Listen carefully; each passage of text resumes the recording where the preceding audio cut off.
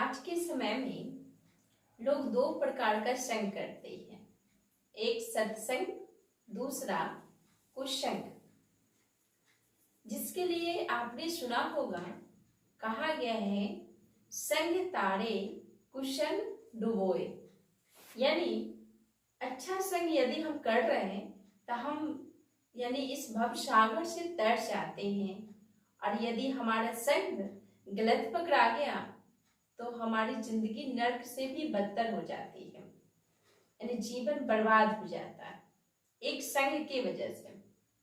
इसलिए सबसे श्रेष्ठ और सच्चा और अच्छा संग यदि है तो वह कौन सा संग है? सत्य का संग।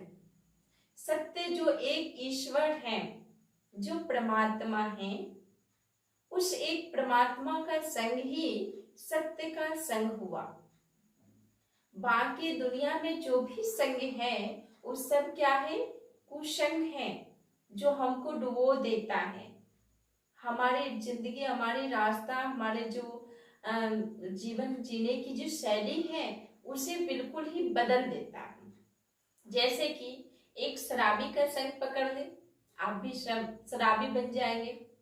जुएरी का संग पकड़ ले, आप भी जुएरी बन जाएंगे। ये किसी फ्रॉड व्यक्ति का संग पकड़ ले, आपका भी लाइफ वैसे फ्रॉड बन जाएगा।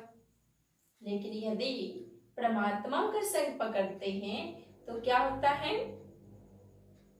हम इस भव से पार लग जाता है, हमारे भव सागर से हमारी नाव क्या है? पार हो जाती है। इसलिए हम सभी को एक परमात्मा का संग करना चाहिए। किसका? एक ही परमात्मा जो सत्य है, उस एक परमात्मा का हमें संग करना चाहिए, जिस संग से हमारा जीवन उज्जवल श्रेष्ठ बनता है। क्या कहते हैं? दोस्त बनाओ तो कृष्ण को बनाओ, दुर्योधन को नहीं। दुर्योधन के संग अर्जुन कर्ण था, उसका क्या हुआ? पराजय हुआ। और कृष्ण के संग अर्जुन था, उसका क्या हुआ? विजय हुआ। जहां सत्य है वहीं विजय है, जहां असत्य है वहां पराजय है। इसलिए पराजय में नहीं जाए।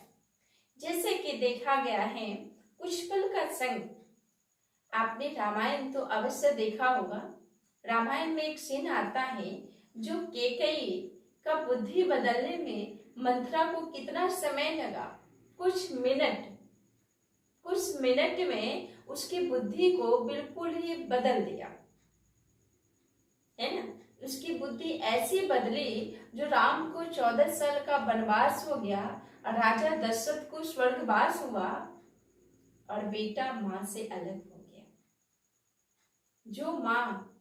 जो बेटा श्री राम अपने मां के पास नहीं सोया करते थे, कैकेयी के पास सोते थे।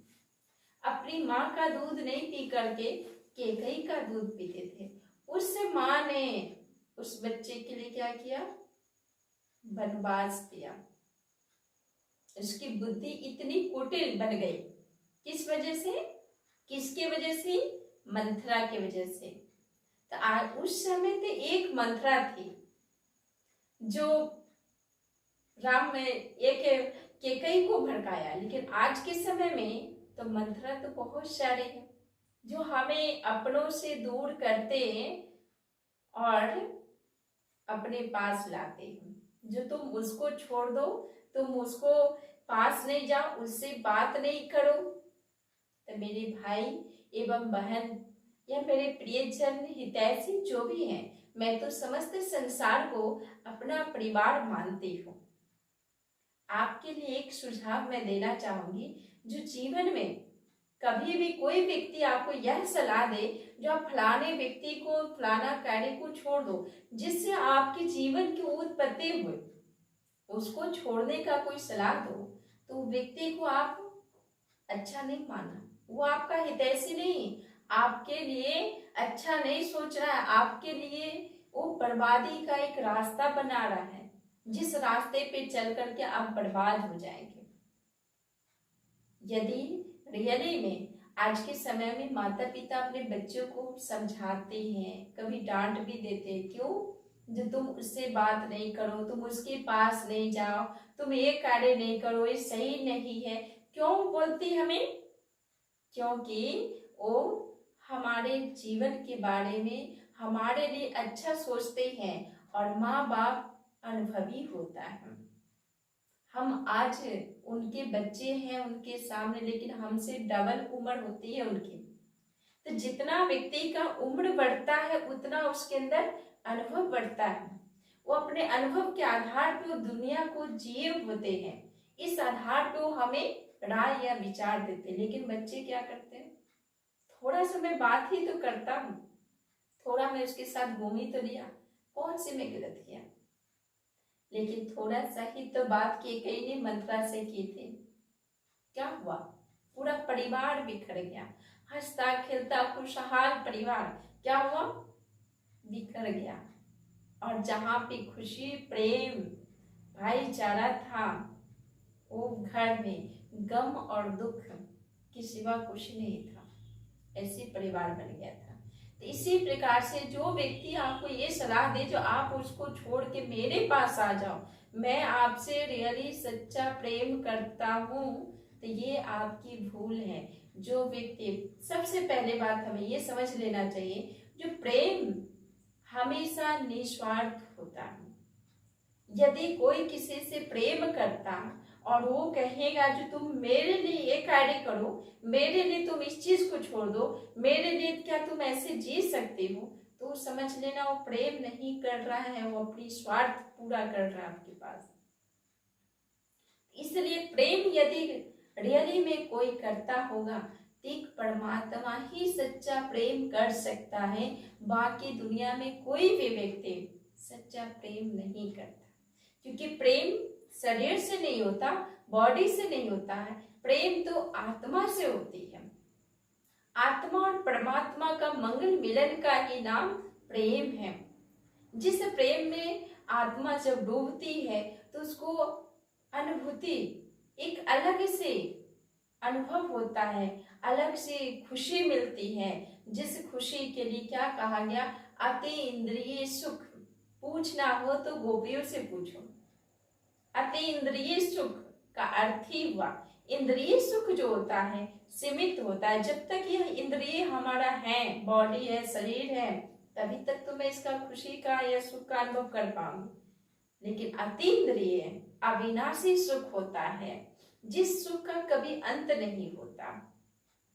तो इसलिए इस संसार में कोई किसी से प्रेम नहीं कर सकता। प्रेम राधा और कृष्ण का हुआ था, प्रेम गोपियों ने श्री कृष्ण से किया था, उसको प्रेम कहते हैं। प्रेम मीरा ने कृष्ण से किया था, उसे प्रेम कहते हैं। जहां पे निस्वार्थ हो, जहां पे व्यक्ति वस्तु किसी चीज की जरूरत न हो, वो आत्मिक प्रेम होता है। इसलिए प्रेम को पवित्र माना गया है, बहुत ही ऊंचा और श्रेष्ठ माना गया है प्रेम को। जिस प्रेम के आधार से परमात्मा ने सृष्टि को रचा। और कोई व्यक्ति आपको ये कहे जो मैं तुमसे बहुत प्रेम करता हूँ, क्या तुम मेरे लिए ये चीज छोड़ सकती हो? या मेरे लिए तुम इतना बर्दाश्त सहन नहीं कर सकते? क्या ये दुख तुम नहीं सह पाओगे? समझ लेना वो प्रेम नहीं है। प्रेम और कर्तव्य में बहुत फर्क होता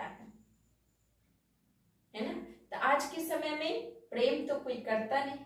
प्यार वर्ष अगर आपको कोई कह रहा है, क्योंकि आपके जो शारीरिक आकर्षण में जो आकर्षित हुआ, उसकी वजह से यदि कोई कह रहा आपको जो मैं तुमसे बहुत प्यार करता हूं, तो ये गलत है ना? इसलिए कर्तव्य को, प्यार से पहले कर्तव्य को आगे रखना और अपने कर्तव्य को पूरा करना। हमारा कर्तव्य जो हमारे माता पिता, हमारे प्रियजनों ने या हमारे गुरुजनों ने जो हमें शिक्षा दिया, पहले हमारा ये कर्तव्य बनता है जो मैं अपने माता पिता या अपने गुरुजनों का जो उनका जो इज्जत है, उनकी जो इमेज है, उनकी जो छवि है, उसको हम बना के रखें। अरे वर्षों से जिसने मुझे पाला पोसा, इतनी शिक्षा दी, इतना आगे हमें बढ़ाया, कुछ पल के साथी के लिए उसको हम छोड़ देंगे? ये तो सारा सारी धोखा देना हुआ। जब आप अपने माता पिता को धोखा दे सकते हो तो क्या उस व्यक्ति को धोखा नहीं दे सकते हो जिसके लिए आपने सब कुछ को छोड़ के उसके पास गए? तो क्या उसको छोड़ के फिर कहीं और नहीं जा सकते हो? जा सकते हो, संभव है। जब एक बार हमारी कदम उठी तो दूसरी बार भी उठ सकता है ना। इसलिए भगवान कहते हैं जो हर कार्य करो, सबकी अपनी अपनी जगह, अपनी अपनी स्थान है। माँ बाप की अपनी स्थान है, भाई बहन के अपनी स्थान है, दोस्त का अपनी जगह है, प्यार अपनी जगह पे है और कर्तव्य अपनी जगह पे है।